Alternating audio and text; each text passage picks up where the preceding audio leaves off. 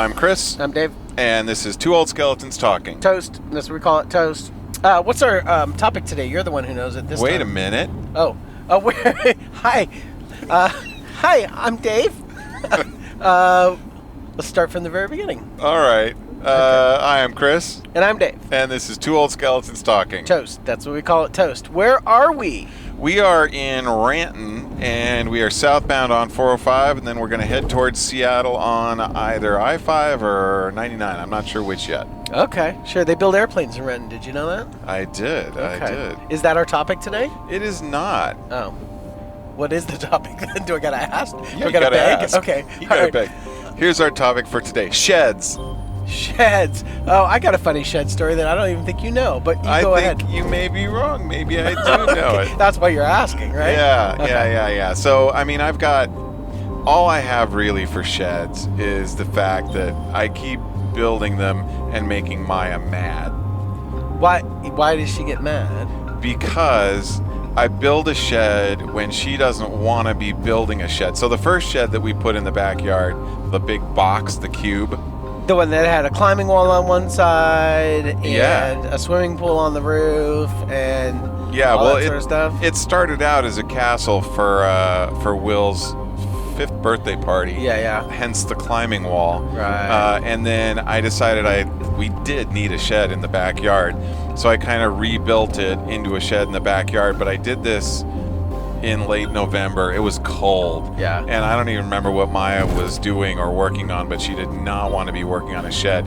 I'm like, no, now's the time. Now's the time to put the shed up. So we put the shed up, and that didn't go over well.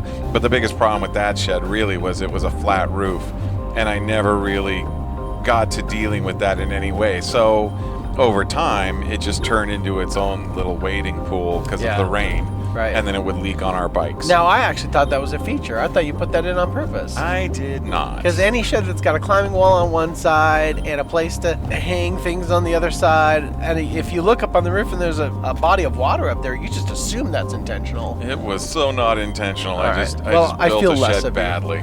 So, all right. So what was next in the line of sheds? After I got tired of having our bikes rained on all year, we tore that one down, and finally we made a proper shed with a peaked roof and shingles. And again, I built it when Maya had a week off from work, and the last thing she wanted to do was build a shed. Well, the last thing anybody wants to do is build a shed. Well, I mean, we would like to build a shed, but is that the shed that's out there now? That's the shed that's out there now. It's a fine shed, I must say. Lila helped me with the structure of it, and the floor, and the walls, and the roof, and then Maya helped with shingling it, which is something none of us had done. But, it's not that hard, and we've got tools. Yeah. And so it's this great shed. And here's the funny thing. The monkeys like to just get up and sit on the top of it. Yeah. The monkeys being my kids. Yeah, your kids. Oh, yeah. Not real monkeys Not that real we keep monkeys. in the front. Yeah, in the that might be backyard. confusing to people that You're right. think that maybe you're living in a zoo. So Yeah. great. What do you have as a shed story? Well, I mean, I like sheds. I Yeah. think sheds are useful. I have a shed behind my place now, and I had to scam a little bit to get it. So, like, I'm in a rental unit, and I have part of a house, and then there's other people who have the other part of the house, and I have the smaller unit, and I'm not supposed to have the big shed, right? Yeah. But the people who were in the big part of the house moved out, and then there was some time when I was just the only one occupying the house, and there were 2 sheds in the back, and I moved my stuff from the small shed to the big shed, right? see. Thereby claiming the larger shed. And it's a big shed. I could live in that thing probably. So it's about the size of your shed. It's pretty big. That's it's a sizable healthy shed. And then eventually I did feel bad about it, and I didn't tell the people that I sort of stole it from, Co-opted their shed. Co-opted their shed. But I did tell the landlord, hey, just so you know, when the house was empty, I decided to take over the larger shed, and he said, well, great, just give me $50 more a month for it, which is a heck of a deal, because I was paying $100 and something for a storage unit that was smaller than the size of this shed. And so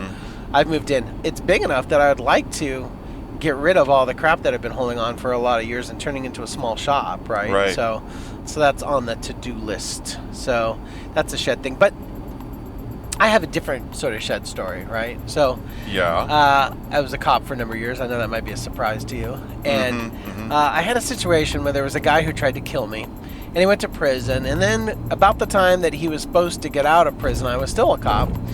And it turned out he didn't get out of prison because he was a bad prisoner even. He was bad at everything. I took his picture and I put it on the inside of my locker.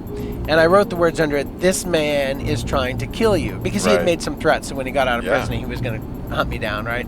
Yep. So I wanted to make sure that every day I looked at his picture. So if I was just kind of walking and I see this guy's face, I know that basically... Familiar. Yeah. So in the law enforcement world, the fellow cops respect each other and they respect that sort of thing. But nothing is above sort of making a joke out of it. So one day I was training a brand new cop, and he was from Hawaii.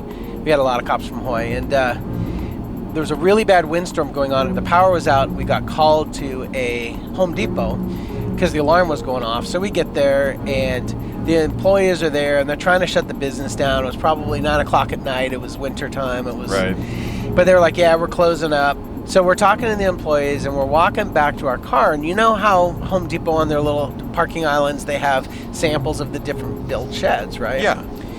So I'm walking back to my car, and a big wind gust comes up, and one of the sheds breaks free and starts sliding across the parking lot at me. And it was not a small shed, right? And it's coming like right for me. But it's not coming that fast. I mean, I would estimate it to be maybe 5 miles per hour. Okay. And I can see it coming, and I have time to sort of dodge it. But it's in that section of the parking lot in the front where it's like big, wide, and open. And so...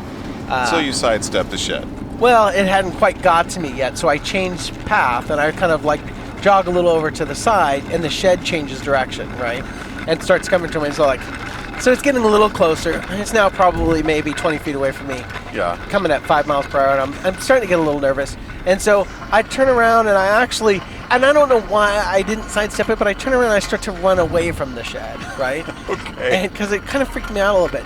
And the shed is following me in my path, right? So now my partner, this new cop, yells out like, "Watch out, the shed's trying to get you!" Right?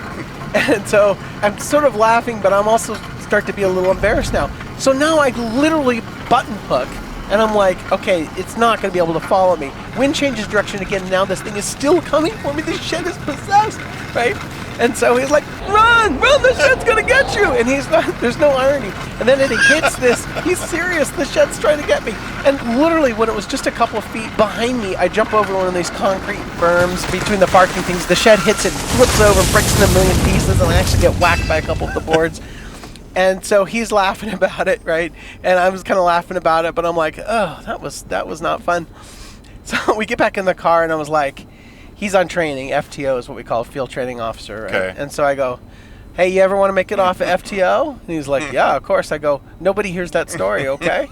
And so he's like, "Oh yeah, no, I won't tell anybody." Yeah. And so like a week later, I open up my locker, and there's a picture of a shed where the guy who tried to kill me should be, and it says, "This shed is trying to kill you," right? So nice.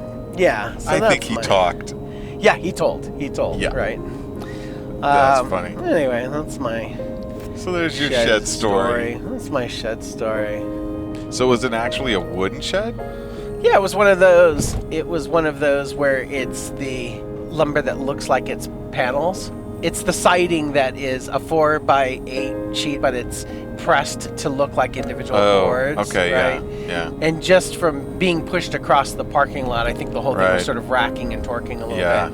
And then as soon as it hit that thing and it sort of flipped over on its side, it just like the roof blew off of it. And I mean, we were in probably 60-mile-per-hour winds. It was really, it was tricky just to sort of run across this parking lot, which was, I had the wind at my back, but still. Yeah, the wind and a shed at your back. And a shed at my back, so. Manic shed. All right. Well, this was fun. We should do this again sometime. Okay.